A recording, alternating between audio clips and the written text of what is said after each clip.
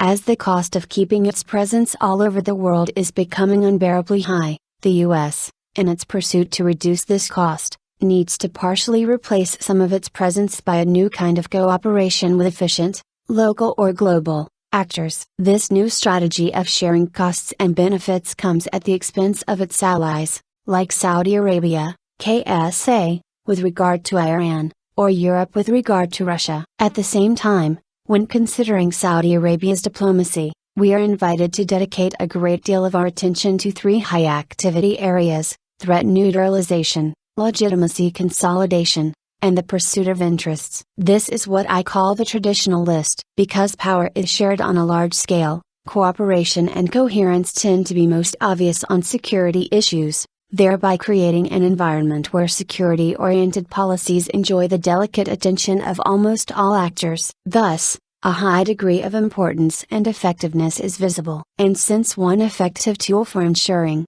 or compromising for that matter, security is legitimacy, then legitimacy-oriented policies come second. This could partially explain why Saudi foreign policy tended, in the past, to be reactive more than on the acting side. However, due to internal structural changes that Saudi Arabia is undergoing, this traditional list is very likely to be different in the near future, leading to a new tone in Saudi diplomacy. These elements lead both countries to redefine their roles in the region. That is the context of the recent Saudi-US rift. While both countries regard the Arab Spring as being a threat as well as an opportunity, they differ on the identification of threats and opportunities. Hence, their policies differ regarding the Arab Spring countries, like Egypt and Syria. The same could be said with regard to other actors in the region, like Iran. Egypt's drift. In Egypt, the arrival of the Muslim Brotherhood, MB, to power posed a real problem to Saudi Arabia. Unlike the US, which doesn't want to repeat the bad experience it had with Iran under Islamist rule in Egypt's Muslim Brotherhood, Saudi Arabia doesn't look favorably upon Islamist parties running governments in the Arab world. One main reason is that Saudi Arabia has always portrayed itself as ruling according to Islamic law, Sharia, which, according to its own perception of Sharia, prohibits democracy and freedoms. Now, it has a rival which, in the name of Sharia, is making serious attempts to install a democratic political system. This explains, partially, why Saudi Arabia, in December 2011, made a sudden shift of focus in its legitimacy discourse from the idea of Islam in general, to Salafism. For Saudi Arabia, this is an existential crisis to which the US doesn't seem to be paying enough attention. The US that treaded carefully on the expansion of NATO to the east, lest it upset Russia, offered alternative assurances to its allies in Europe,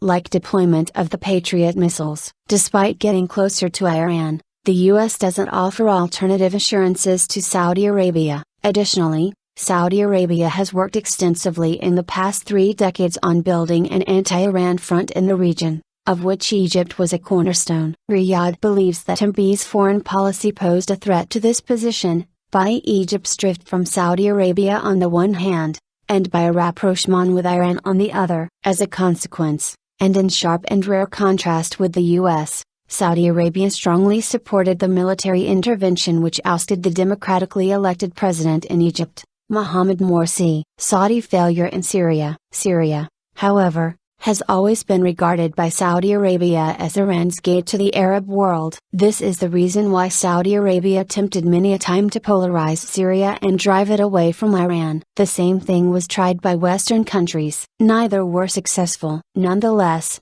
when the Syrian people took to the streets, the Saudi hope of ending the Syria-Iran alliance was revived. But, the US is reluctant to provide intelligence and military support to the rebels. From the Saudi perspective, the absence of such a backing prolonged the war against the Syrian regime as well as made the rebels more vulnerable to extremist forces. Additionally, the Saudis had high hopes for a US military strike on Bashar al-Assad forces, following the alleged use of chemical weapons against civilians by the regime, thus putting an end to his reign. The strike didn't take place and Riyadh was profoundly unhappy. Iran angle. These two dossiers, Egypt and Syria, were a major disappointment for Saudi Arabia. The fact that the US seems to be getting closer to Iran doesn't help alleviate this disappointment. On the contrary, it aggravates Saudi concerns. One reason why the Saudis seem anxious about the US-Iran rapprochement is that it appears to be happening within a strategic framework,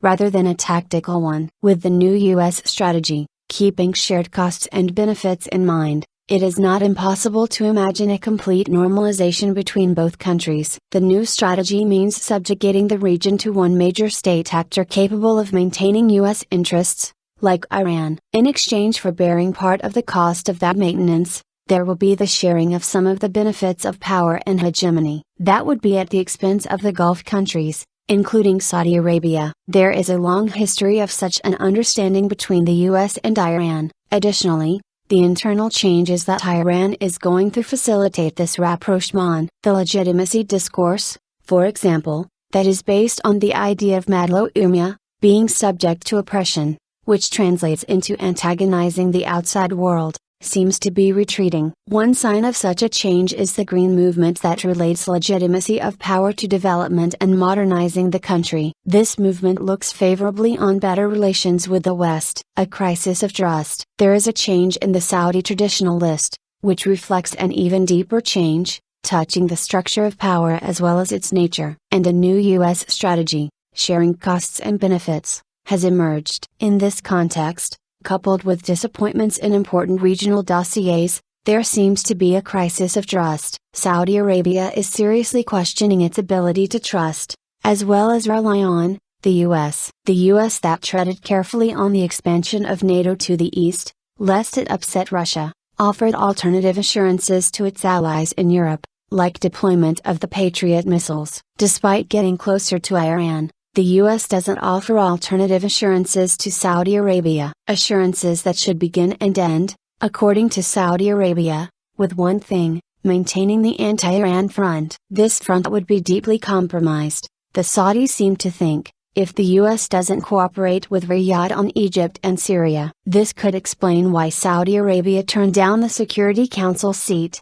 to voice its frustration and disappointment with US foreign policy. The incapability of the Security Council to resolve all problems is nothing new. Such has been the case ever since it was founded. Furthermore, Saudi Arabia has always been active in this international framework. So why the sudden objection? The objection appears to be a reaction to avoid its security and strategic alliances. Therefore, it is only logical to think that this objection is a way to voice its frustration with the ally that has filled this void since 1945, namely, the US. Yet, and given that it has no other security alternatives ready at hand, Saudi Arabia has an interest in finding common ground with the US. At the same time, the latter has a real interest in compromising with the former. Hence, this rift between the two countries is not expected to last very long. Rather, it is aimed at taking the Saudi-US relations to a different level, more adjusted to the context of the rift itself,